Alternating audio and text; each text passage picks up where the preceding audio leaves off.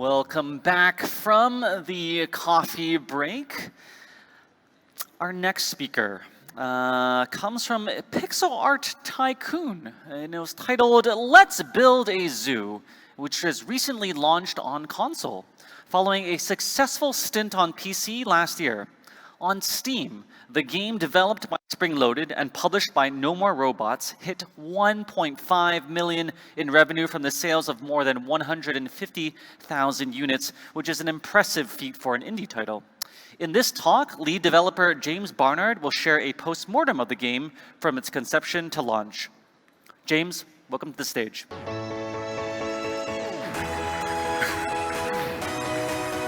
Wow, what great music. I feel so welcomed. So, does it work? Yeah, look at that. Okay, so I'm going to do a post-mortem, kind of, about our game, about what went right, what went wrong, and just about kind of building a studio up to this point. So a little bit about me. I've shipped a lot of games. I've been employed to work on everything from design to programming to music. And I've worked with loads of different companies in different capacities. A lot of the time when I worked with companies on kind of production methodologies, I learned a lot of what not to do in game development, and some of what to do. But it gave me a really strong tool set with which I can apply that knowledge to my own company. So obviously, why did I go indie? I feel like in AAA space and generally like larger games, you're trying to build a game that appeals to everyone, but a game that is loved by no one. So I kind of felt my ideas wanted to like kind of have a place to grow and become very pointy and very attached to people, really connect with individuals, you know. So we're an overnight success, apparently, because probably most of you don't know my company. So we have, according to SGGA, we launched one of the most successful indie games in Singaporean history. So yeah, thanks. But obviously, how did that overnight success happen, you know, overnight in 10 years? So how many games does anyone reckon we made in the last 10 years? It's like audience participation, like a rock show. Anyone? What's that? 10. Okay, so we got one count. I enjoyed that. And by made, we haven't necessarily shipped some of these games. Some of them we just developed, like very detailedly and put a lot of time in. So let's go through them. Tiny Dice Dungeon. This is a game some of you might know. It was our biggest game prior to Let's Build a Zoo. That was a mobile game. Then we did Last Vikings, also a mobile game. Then we did this game, Space Lift, on mobile, Switch, and 3DS. And then we did Campaign Clicker, Steam, and mobile. Obelisk was a Fig campaign, and we had to devote a lot of time to doing crowdfunding things, you know? Nucleon is Switch and mobile. This is Switch, mobile, and Steam. Interestingly, Switch, there aren't many educational games, so our educational Learn Japanese game does quite well, amazingly. Telomere is a game that we built up, we put it on the Steam Next Fest. Did kind of something, but not enough, so it just sits there now. Desert Island Fishing mobile game. Switch game that came out really close to the launch of Switch. Switch and Steam game that's like a tower defense. It's too hard, very difficult game. Together Alone is a music game that explores love and emotion. And that's like sort of 50% done and just sits on my hard drive, alas. Prison Planet came out on mobile. We mostly finished a Steam and a Switch version that we never released. This is a game that we published with Congregate, but for various reasons, never came out. Ghost, we launched simultaneously on Switch, Steam, and PlayStation and Xbox. This is a game we signed with Apple Arcade, Pixar Cities, and they never countersigned, so if you want to buy me a beer and we can cry together about that, that's a very sad story in my life of like 10 months' work. Tiny Dictators, we built all the art, did half of the code, decided it wasn't right. There's another prototype that got kind of 2 months, 3 months in. Heartbeaten is a 3DS game. Planet Deathkill was my first attempt at a 3D game, but I put it on hold to focus on Let's Build a Zoo. This is a game we built for the government, but we never quite launched it, even though we finished it. Another part of that government project. Oh, it's going on, right? Tiny Dice Dungeon 2, 6 months of our lives. Decks and Dungeons, that's a Steam game that we put up Steam Next Fest, but we never actually launched for reasons that we'll talk about later. And that was a remake of Tiny Decks and Dungeons. It was a mobile game that came out and got a 50-cent ARPU. And we're like, yeah, 50-cent ARPU! And then we discovered that wasn't really right. And then let's build a zoo. Let's build a zoo. 26 games. So it's been pretty crazy 10 years. That's a lot of games for a company. So why have we made so many games? Is it just because we all don't know what we're doing? Is that why? Well, it's true, we don't know what we're doing. And I think most people who stand on this stage don't know what they're doing either. They're telling you a kind of era of kind of events that led them to success, and a lot of people believe that is how you get success, right? I think what you're doing is you're kind of learning ways to kind of figure out how to minimize your risk, right? And so that's what I'm here to talk about, kind of ways that we gave ourselves more opportunity for success. I don't believe there's any actual way to guarantee it, right? So obviously one of the things, I'm amazed a lot of indie companies don't do this. People talk to me, and it's obvious. Obviously, a lot of you work in bigger companies, so it makes a lot of sense, right? But I think a lot of indies are driven by kind of passion, and they don't actually analyze the market, right? So if I design something, I'll go and look at like whether or not it's going to sell. What are the metrics of this? And I don't obviously pick the top games. I pick lower and middle things and see how they're doing. So here's obviously something that I use, right? After we put our games up to Steam Next Fest and we launch a demo and we see how the wish lists go, we're kind of happy if the game doesn't get enough wish lists. We're kind of sad, but we commit to not making the game and not like releasing it until we find the right opportunity. So we're happy to learn that from our launches, from our kind of test launches. Obviously, changing course is a huge part of us managing to survive for so long with barely any money. So we used to be a mobile developer, and what we found with mobile was that it was a declining revenue for us. And we felt like kind of creative indie companies, there's less and less space for success in mobile. So we used to make like 100 grand every game. That would be kind of okay, and we could get by on that. And then we saw the revenue going down. And with our last game, which was Tiny Decks and Dungeons, which had a 50-cent ARPU, as I mentioned, which to me was great, because Tiny Dice Dungeon had a 50-cent ARPU, and that made millions of dollars for the publisher, right? So I thought we were doing pretty well. But alas, once I went to Google and said, 50-cent ARPU, what can we do? They sort of laughed at me about user acquisition, and stores obviously having less and less of an impact. So for us, there's really no future in mobile anymore, you know? So also with the games that we've kind of done half of and haven't shipped, going through and shipping them just means you have something of no value that nobody buys. By keeping 50% of a game sitting on my hard drive, if I talk to Microsoft or somebody else, I've got this thing, and somebody eventually, I'm going to find a way to ship these titles and connect with people. And by changing course, that's kind of what saved our company, really. Obviously, I imagine many of you have shipped games that have failed, especially the smaller your company. I think there's like, 20% success rate or something. So most games will fail. So the solution I thought about was like, well, we've got to make loads of games, right? And making lots and lots of games is impossible, apparently, right? So instead of focusing on trying to build the game itself, I've spent a long time focusing on trying to build systems which make building games easier and quicker. So we have a long-term game technology plan, which means that we know kind of what we're trying to build in the future. So games in 5 years might be an MMO, right? And then we take the components of that technology and we break it down into individual titles, so we build towards it.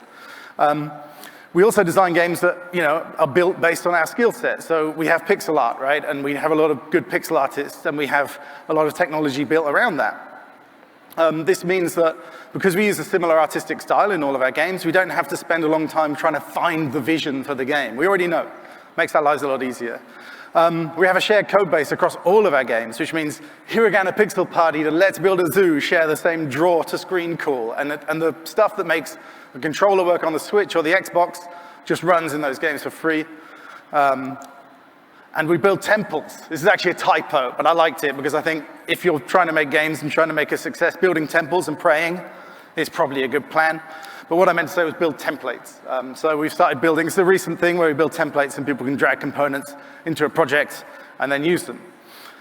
So publishers are obviously evil, but you can use them in a great way. So we learned to use publishers as a barometer of success for our game. So if I use this case study of a game called Ghost that we thought was probably like our best game to date, super fun, right? And we showed it to a bunch of publishers. And the feedback was, it's a multiplayer, 4-player couch game. This is like Overcooked, taking that example from earlier. Oh, pick the highest, most popular game ever, right?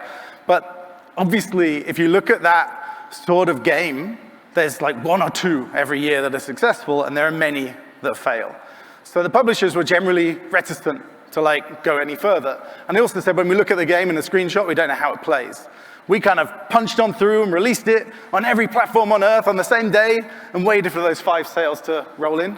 Thankfully, We got a publisher to do a physical version on Switch, which at least kind of stopped us hemorrhaging money quite as badly as we anticipated. So I think going back to like when you talk to a publisher, obviously it was a sign that we maybe shouldn't have continued with the game because we couldn't get a publishing deal. There's obviously a lot of questions about when you pitch something, right? And I think for us, we pitched Let's Build a Zoo about 2 months after we'd decided it should no longer be a mobile game. And nobody wrote back. Like, no publisher cared, right? Like, terrible. We had like 4 months runway left or something, so we couldn't really finish another game. So we're like, we're gonna do it. We can believe in this thing, right? We love Theme Park. We want to make a new version of Theme Park. So what I realized is the game didn't have its like focus. It didn't have its wow moment. So we had an artist spend a whole week building a beautiful map using the game itself, which seems like a waste of time. She should be drawing stuff, right? And I made a video that showed the kind of spectacle of it. And I think that that map that we built in the engine and the video that showed thousands of units walking around on screen and showed the scope of it, I think those two things are why the game got signed. And when I sent it out, everyone wrote back, right? We got loads of offers, and it's such a night and day thing, and it's only like 7 weeks between the two pitches. So I learned a lot about like the right time to pitch. Obviously, publishers are actually great for the most part in my case, because I'm terrible at selling things, and we don't have anyone in our company who is good at selling things. And I think we'll have to look inside ourselves and commit hugely to kind of building a sales methodology if we're going to self-publish, right? I found another really strong benefit for us of working with publisher is that they are better than any focus test group you're going to find, because their business is trying to figure out how to sell something, right? And so I ship them the game every 4 months, and then they give us a call, and they give us some very customer-centric, sales-based feedback that gives us a really kind of distant look back to our game and helps us understand how to improve it for people. Obviously, they manage stores and strategy, and whilst I might read the newsletter from Simon Carles every week, doesn't mean I have any idea really what to do, and it doesn't mean I've got the commitment to do it either, right? Deals. So we were talking to a few people about deals, and generally there's a kind of unified thing that comes back, which is, hey James, I can talk to you for 3 hours and sort of start getting a deal going, or I can talk to a publisher and we can get 5 games, because it takes the same amount of time to sign 5 games as it does 1. And that's an unfortunate reality, right? That being in a group gives you more kind of clout in selling and more value to people who are offering deals. Obviously, in our case, we were going to run out of money. They gave us enough money to make the game. And they run sales on the store, right? So with No More Robots, they're going to do every 4 weeks, there will be a sale on Switch, and apparently that's going to push our revenue up by 60% or whatever it is. I don't know. And I haven't got the time to learn all this stuff. So value in this is incredible. So things that really failed in our game, we had 1 part-time QA, and the No More Robots had 3 QA people, and we were working a lot on the console version, trying to get compliance up and running. What we didn't realize we'd missed was we had not played the game for 8, 10, 20 hours on console. And what happened was, as your map got really, really big, the frame rate got really, really bad, and then it crashed. So that was a wonderful moment. So we just hired a full-time QA guy yesterday. He's over there somewhere. And now we have 2. And so that's pretty crazy in a team of 11 people to have 2 QA people. But I think it's valuable. It's hugely valuable. And our next game isn't coming out for a year and a half, and we're already QAing the hell out of it. And so I think that's a really important step for us for building success. The other thing that happened, and this is sort of a negative, obviously you crunch up to launch, and then the game comes out. This is on Steam and on console, and it doesn't work very well, and you get this massive backfeed of bugs and terrible things. I think the team, we lost a couple of people from the team, and I think that the grind of finishing, and we didn't do overtime or anything, it's just the stress in your brain of finishing a game, and then the stress of people having bugs and having to fix it. That grind is too much. And I think in the future, I have to build some sort of downtime or really prepare people for this kind of extension. It's like you get to the top of the mountain, and then there's another mountain. And I think that was too much for some people. So I have to be better at that in the future, right? Console, we did 6 platforms. It took us about a year to do console and get DLC working, because we had to get DLC on a disc and digital and all the different platforms. Absolutely horrific experience. I thought, we don't need a year, it's going to take a little amount of time. No More Robots are way overestimating. But yes, it took us a really long time. Every time we changed the Xbox disc, we had to send it to Microsoft, and they burn a disc, and they send it back, and then you test it and go, oh, still doesn't work. Horrible turnaround. So really, in kind of closing, I think when we make games and when you guys make games, I think for us, we just always want to make something we truly, truly love and something we think is special and really connect with players. But we also always think about whether or not we can sell it, which is really obvious for most of you. And also, we want to be sure it doesn't offend people, because Let's Build a Zoo, believe it or not, did offend people, which is pretty funny. And if you have a sloth hotel, then that's even better, I think. So there you go. I think that's the end of my presentation, or talk, or whatever it is. Cool.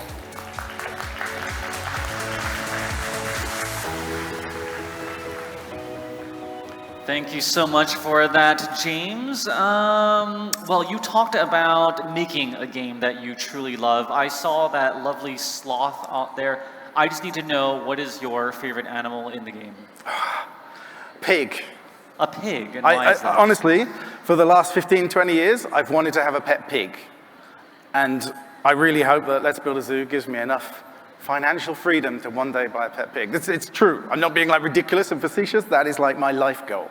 That's possible. I've seen it before. Yeah. All right. Anonymous asks, how do you decide on the genre and style for a new game? Well, generally, I get inspired by all kinds of things. As you can tell, we've got games that are very, very different. I find something that excites me, and it's something I imagine and visualize in my head playing, and I think through the mechanics. I have this kind of process where I imagine playing the game. It's just like I fail in my brain. I already know the game is hopefully fun when I start. But then as mentioned before, if I get super excited, then I'll go and do a bunch of research on SteamDB and places like that and determine whether or not there really is a way I can sell this. Obviously, we've made a lot of mistakes in the past. We've picked things that have no market. And this was a great moment because city builders are an underserved genre, and they seem to sell really well, and they even command a higher price point. So it was a perfect kind of moment for us to bring something together. And there was nothing competing. Obviously, everything is going very 3D, and things like Zoo, what's the Zoo thing by Frontier? Planet Zoo. It's very complicated, and it's 3D and stuff. So we felt there was a hole in the market to give somebody a very simple, like fun 2D game. And we kind of stuck to the mantra that any player has to be able to make something pretty. That was the goal that we always set out to build. And I think in games like Planet Zoo, it's a lot harder, a lot more complicated. So we found people when the game launched that they were like, oh, this is so easy. Planet Zoo too much, you know. So. Assuming that you get your pig, right, in a couple of years, where do you see the game in 3 years? Where is Let's Build a Zoo in the future? So Let's Build a Zoo, we plan to continue developing it, adding more DLC. So our DLC had an 80% attach rate on Switch, which is incredible. Ooh. And we see people buying the bundles every time we do a sale. So we have another DLC coming out in sort of January, some kind of time, and then we have another one coming out after that. We hope that in 3 or 4 years, the game will be selling more then than it is now. And that's the No More Robots and Springloaded strategy to build this title. Awesome stuff. And how do you know, heartfully, that you should sell your game? Sell my game, as in sell it to a publisher, or I'll sell it? I don't know really what that means, but yeah, let's go with not that. Free to play. You had a couple of slides between, you know, like the good publisher and you know, what you dislike about publishers, what you like about them. Like, when do you know, like, it's the right moment to take the pitch? So in the case of No More Robots, we actually had a bunch of offers, and I talked to a load of people from the community, and I asked their opinion about the publishers that we were offered. And everyone said that, you know, No More Robots are great, Mike works really hard, and you're going to do great if you take those guys, right? And the same happened with our next game. We got a bunch of offers for the next game, and again, I went around to a community of people that I know. And actually, I really wasn't sure. I really didn't know. And a bunch of people said, these guys. So we went with some great partners for the next title. Word of mouth, so important. All right. Leroy Jenkins asks, is developing indie games getting easier or harder? Whoa. I think easier to build a game, but I think very difficult to stand out. I think virtually, obviously, there's just too much choice, too many titles coming out. So our strategy at this point is to try and build things that no one else can build. So people would say, what's your next game? Is it just like Let's Build a Zoo, exactly the same, but it's going to be bigger and have all kinds of technology in it that will make us stand higher than other people? I do believe that you have to find a way to climb out of the sea and be recognized. And in the case of Let's Build a Zoo, there was a hole in the market there, and we had a great place, and we could connect with people who were missing games like Roller Coaster Tycoon and Theme Park. But moving ahead, we have to think how we can still stand out and give something fresh. Making a game, easy. It's the easiest part, I think, Great. I think this will be our last one with time. You had that slide about the mobile game and that sort of that picture there. Free to play with in-app purchases or premium game, which is better? What do you feel about the future of mobile games? Oh, controversial. Okay. So obviously we did free to play with AAP for a long time. And as I said, it's kind of going down. I don't see what's going to turn that round. I don't see that market is going to return to a place of health. I think that subscriptions and things like that will kind of overtake it as a place where smaller companies like ours can be successful. So I think the future of mobile games, I think there'll always be the kind of free-to-play, ad-driven, hyper-casual thing, but I do see things like Xbox Game Pass streaming kind of slowly eating away at that market. But I think there will be this weird new place where people build things specifically for streaming onto mobile, and it'll be a very different type of game. And so, for example, if we were to do Let's Build a Zoo on a streaming platform or something onto mobile, we'd have to change the way the saves work and things like that and make it very snappy. But I think there's a way that you can probably rebuild most games, and they will work in the future of mobile. Obviously, premium games are fantastic.